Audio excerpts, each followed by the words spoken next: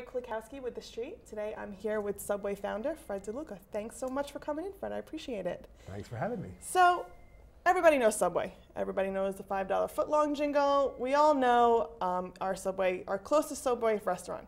Tell us, how do you go from starting one restaurant, a sandwich shop, to nearly 38,000 restaurants? I mean, that's just humongous. What's the secret? Yeah, well, we started with a goal of 32 stores in 10 years and built the first store in 1965. Of course, we had to learn the business, we expanded, we got to 16 stores and decided to franchise.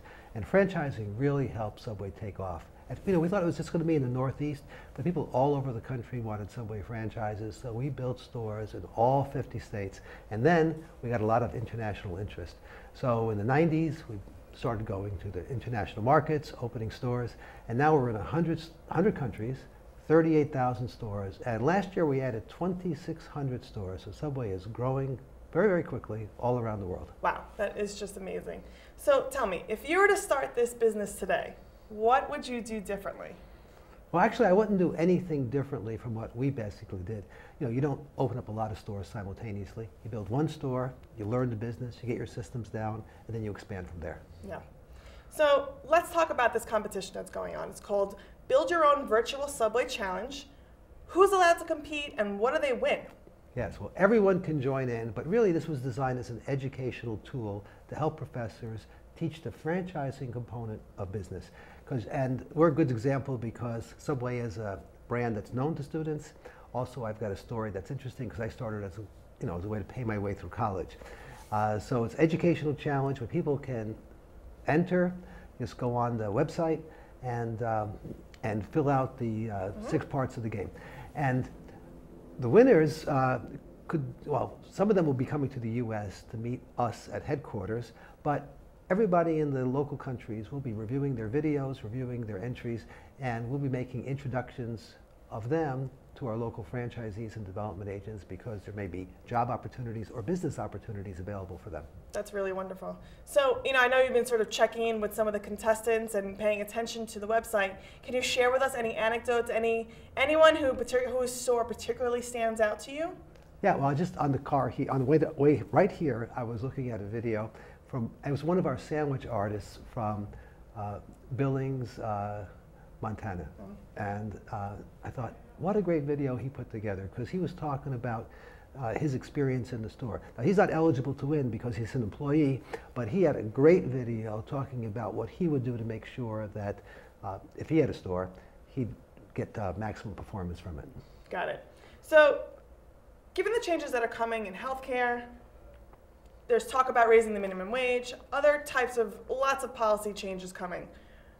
What advice would you give to new franchisees? Well, I'll tell you, I tell my people that not to worry about it. This is very challenging. All these extra costs, of course, will make it difficult for the small business person. You're going to have to pass them through to the consumer. You have to make small changes in your operation. But in reality, that's the way government is. Over time, they keep making changes. They make this bill occur, or they increase your costs in a certain way, or there's inflation. And it's just one of those things you have to deal with in business.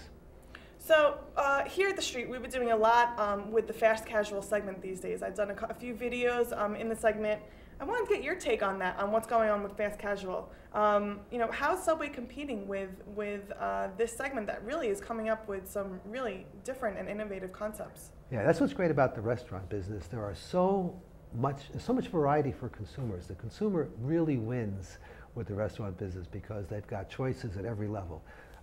Inexpensive restaurants, mid-level restaurants, fast casual, and those choices make it so exciting to go and eat out. Of course, we have to compete just as everybody else has for the consumer interest and their attention. And we've been doing a really great job at competing. Over the course of the years, we've added a lot to our store count. We're selling more sandwiches per store. But you really have to stay on top of your game to compete with the new concepts coming in. What we do, we focus a lot on product improvements, the fundamentals, better bread, better meats, sodium reduction, just better presentation overall. And over time, if you don't keep up and compete and make your product better, you always fall behind. So now, I think I read recently that you guys are starting with chopped salads. Is that what's going on? Was that the new thing that's going on? Yeah, actually, I'm surprised you know about that because we have not told anyone about chopped salads. We didn't go and advertise it. We've had salads on our menu for years. They're always pretty good.